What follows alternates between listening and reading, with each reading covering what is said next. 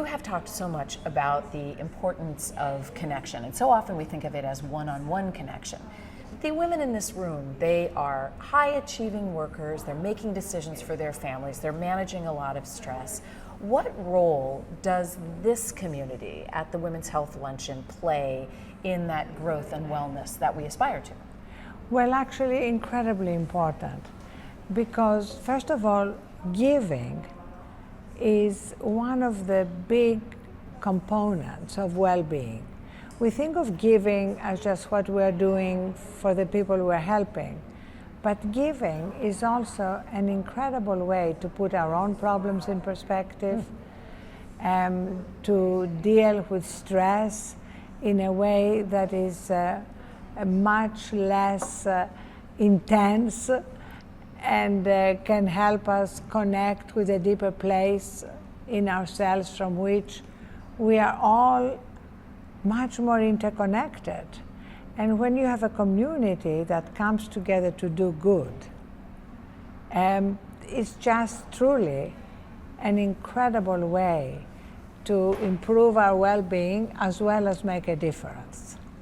What advice or message would you share with them today about the importance of focusing on their own wellness as opposed to just the wellness of everyone around them? Well, that's actually a great point, because very often when we talk to people who are working to solve hunger or disease or one of the great social issues, they feel they don't have the luxury to take care of themselves, right, because they're doing something important for the world.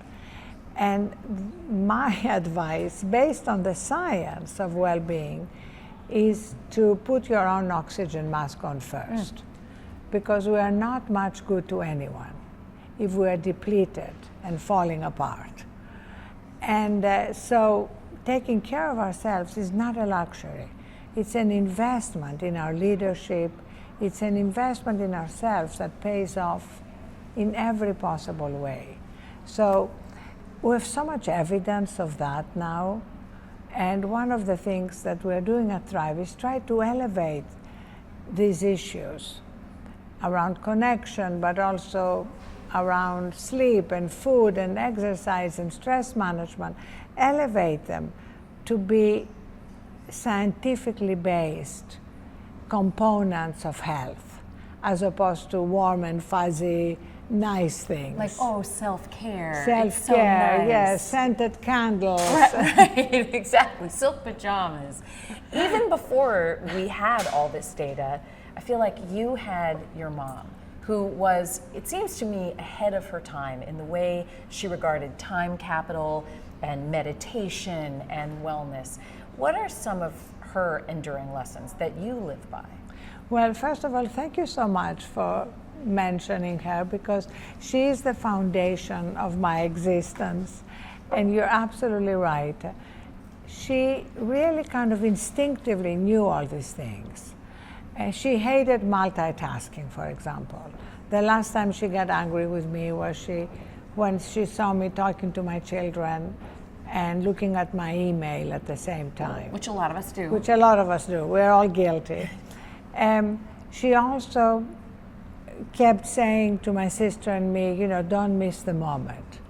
And so often we miss the moment because we are rushing, we are so busy, or we are so distracted, especially by technology and social media, which have made it harder to connect with a deeper part of ourselves. And yet, you know, when you talk to people about why they use social media in the first place, they'll say it's to be connected. But all of the studies seem to show that the people who use the most social media feel the most isolated. Because these are shallow connections. And I think what we are all longing is deeper connections. And the idea originally was to connect the world. But where we are is actually growing disconnection, a growing mental health crisis. And these are areas that now we are trying to course correct. And ironically, the new wave of AI, which allows much more personalization and greater memory, and we're using it in a Thrive AI health coach we're building, that greater opportunity to personalize what I give you to improve habits and connect you more with what matters may become a defense against the current wave of social media. So it requires people to sort of think differently. You know, we've become more aware of sort of the ills of technology, or the ways that it robs us of our time. This is a way of looking at AI as something that can actually enhance the quality of our lives because of the time it gives us back. The time it gives us back, and also because of which part of us it's designed to appeal to. You see, right now, a lot of social media and technology are designed to appeal to what's worst in us. You know, our biases, our addictions, our criticisms, our judgments, yeah, our fear. You can also build technology to appeal to what's best in us, the better angels of our nature.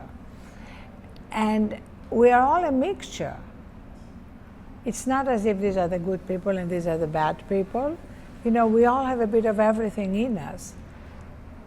Technology has been built to appeal to what's worst, but what's best is just as deeply encoded in us.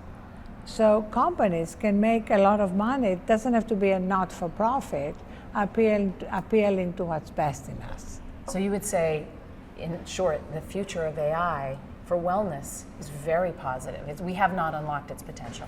Absolutely. We are the architects of that technology, and I have no illusions. There will be plenty of companies continuing to appeal to what's worst in us.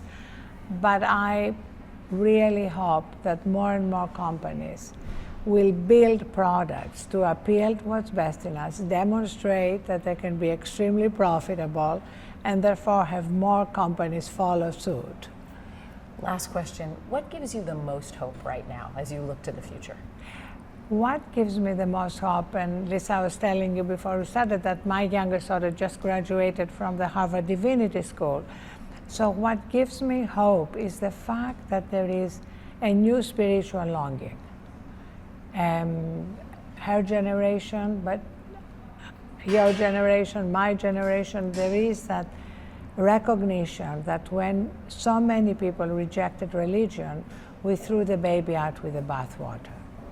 And it's time to reconnect with that deeper dimension, whatever we want to call it, God, higher power, soul, spirit, Atman, it doesn't matter, because we are trying to express an ineffable reality in language, and we're definitely going to get it wrong.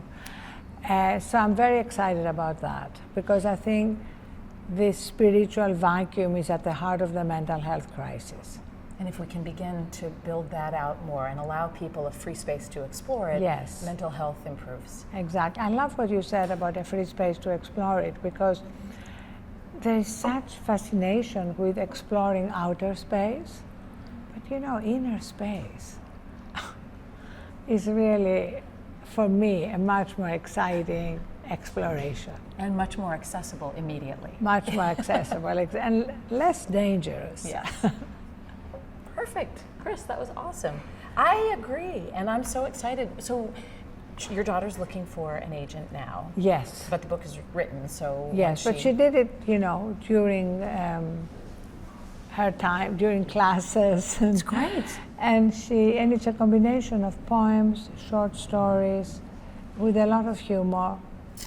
Oh, because, you know, you need to be able to connect. It's not like preachy or didactic. Right. And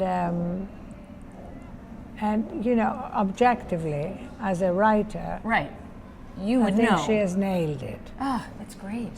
But you know, she has to go through her journey. Right, and that will be such a learning process for her. Exactly.